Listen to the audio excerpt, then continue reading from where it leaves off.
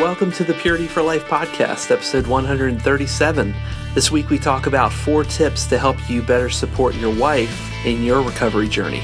For more information on this podcast and other great content, visit purityforlife.me.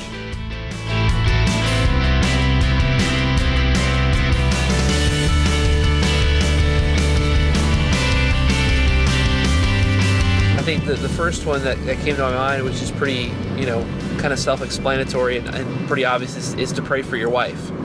Something that I try to make a habit of doing, but I know I don't always do. The power that prayer has, that, simply, literally bringing your wife before the Lord and asking God to do things within your wife's heart and mind that you can't even do, I think is really powerful. I know as men, it's very easy to be, kind of have the fix-it mentality, and if there's a problem, we just want to fix it, just want to run and figure out a solution for it. But there are times that that we just need to simply, just totally, completely surrender our wives to the Lord and say, God, what do you, here she is. I'm asking for your spirit to pour out into her, for you to touch her, to encourage her, to challenge her. There are things that only God can do that we can't in the lives of our wives. There's also things that we can do that God's waiting for us to do, that certainly He can do, but is our responsibility as husbands and men. But I think especially, surrendering our wives to the Lord and praying for our wives is a huge one. I think another foundational principle would be to simply be sensitive to their feelings, to be sensitive to their triggers, to be sensitive to, when they're struggling, in their own journey. This is not always easy for us as guys. Many of us, we tend to be very defensive, kind of go on the defense when our wives are having a bad day, or if they are all of a sudden triggered by something. It could hit us out of nowhere, and certainly that is very surprising. That's not easy to handle, and especially if we're on a journey where we've experienced a significant amount of success and we are doing well, and we're racking up the victories. The thing about triggers is that they have no pattern, or pattern of frequency. They can come in waves, or they can come, you might have one every week, one every day, one every couple weeks, one, it's just, there's no set rhythm or system for them. They come whenever they come, and it could be from a thought, it could be from an image, it could be from a smell, it could be from a memory, it could be from anything. So for us to learn how to be sensitive to our wives when they are triggered, when they struggle, as that would be monumental for us in recovery. So supporting our wives is so incredibly important. So praying for our wives, being sensitive to our wives' feelings, to the pain that they might be walking through. I think also another way to support our wives is to, quite honestly, be as honest and open as you can be with them. And in my marriage, that's an expectation, that's a set commitment that I've made to my wife, to be honest with her, no matter what. And to share with her when I feel like I have struggles, or certainly if there was a slip or anything like that, I would share that with her. But even when there's struggles, or if there's some distracting thoughts or whatever it might be, that I talk to her about that. And probably another underlying principle to that is not to wait too long. Recently there's a situation, the one I referred to earlier, where I shared. I came up against some distracting thoughts, a sexual thought or two, and I couldn't remember what that is right now. I couldn't tell you what that is. Obviously, I wouldn't tell you what that is, but 3 weeks later, I can't remember what that is. But I just shared that with my wife recently, and and that's something that I probably could have spoken into more, or helped to kind of discuss better with her if I had done it 3 weeks ago versus more recently. And the reason that came up was because of a dream that occurred, and just some things that compounded because of that. And I'm at this place in recovery where I certainly did not act out in any way or fantasize or lust or take that to any place. But having not talked about that probably with her could have compounded that thought, with a dream occurring. And so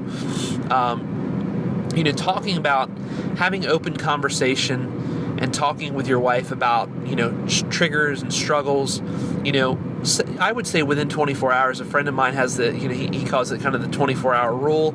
I think that's a really good window of opportunity, a window of time to kind of where it's somewhat fresh, but you're able to kind of process through it a little bit. Probably within 24 hours, you want to share that with your wife. Certainly, I would say no longer than 48 hours. You don't want too much time going by where you forget what was going on. You forget what was going on in your mind, your heart. You forget what happened before the thought came, before the trigger came, before the acting out came, whatever it might be for you. But you discuss that pretty quickly with them. So being open and honest, it's another way we can support our wives, in our marriages. And as a tag onto that, you could try considering, having that conversation, that honesty, that conversation of honesty, that honest conversation rather, as soon as possible, and maybe even think about having that conversation once a week. Setting up a specific time where you and your wife, you just kind of debrief for the week.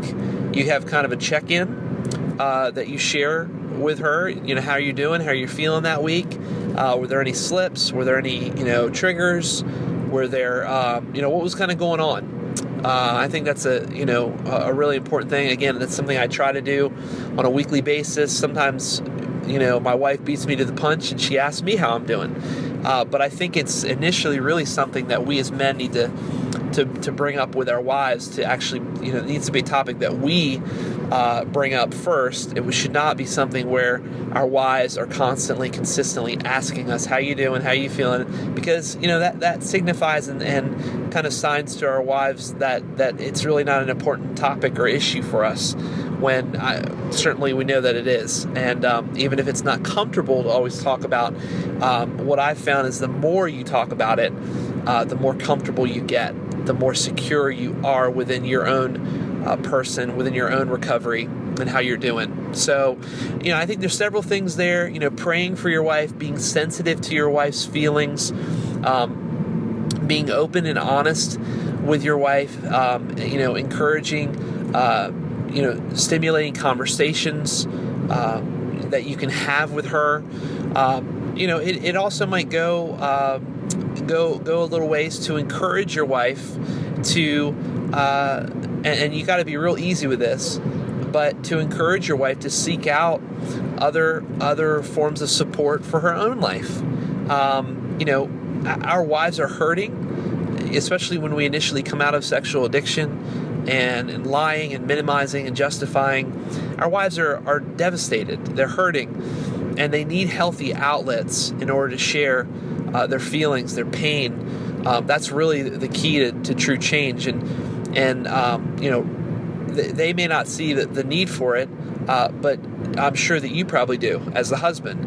And again, you have to be very sensitive in how you do this. But if there's a support group that she can become a part of, or if she has other girlfriends, healthy, safe people that she can confide in, encouraging her to also, invest in those, and all of this, especially in this this step or tip, probably is best coming from another person, a third person, maybe a counselor or a therapist or something. But but our wives need to have, just as we need support and we need accountability and we need healthy and safe people in our lives, for our struggles and our addictions, our wives need that same sense of structure in their own life, and so encouraging her to find that for her own life will go a long way in supporting our wives, and just investing in them. So those are some tips there for how we can best support and best encourage our wives in our own recovery journeys, and essentially in their recovery journey as they walk with us and really carry a lot of weight on their shoulders. Help to kind of lift that burden and lift that weight a little bit, so they can find healing and they can find the freedom that they've been looking for as well, along with us. So I hope that's encouraging to you. There's probably tons and tons more tips that you can think about and other kind of methods, but those are some things that I wanted to kind of touch on and share of some things that kind of have come to my mind recently, and some things even currently right now that I'm kind of walking through within my own marriage, revisiting and remembering to be encouraging, to be supportive, to be sensitive, to pray for my wife, and to really just try to wrap my arms around her physically, but also spiritually and emotionally, and to help her feel comforted. So we're all on that journey, and no one's perfect. But as I was kind of reading today, even in my own quiet time, God is, I thought it was a pretty profound thought, that God is looking for people with humble hearts, not perfect records. So, really be a man who is humble and seek to be humble and find humility in your life, not the embarrassing kind of humility. I don't want you to feel, humiliated, but you need to be aware of your own struggles and realize that you and I have a long road ahead of us that we're walking, and to not be defensive, but to own your issues, to own your struggles, to be broken, to walk in humility and brokenness, not a sense of shame in that way, but a sense of just understanding that you've got a lot of stuff to work on and you're a work in progress. So be humble today, especially within your marriage, within your own recovery, and I hope that's encouraging to you today on some ways and some methods you can best support your wife. Alrighty, have a great week. Visit purityforlife.me for purityforlife.me for all of the latest content on our podcasts and lots of resources and articles and links and things like that. Video and audio is posted up there at purityforlife.me for some great content. So I hope it will encourage you. You can contact me as well through visiting the Facebook page, our Twitter account, and through the website. You can send me a message there. All kinds of ways to contact me if you need some encouragement, some help on your journey for sexual purity. Thanks so much for listening this week on the Purity for Life podcast. Have a great week. God bless.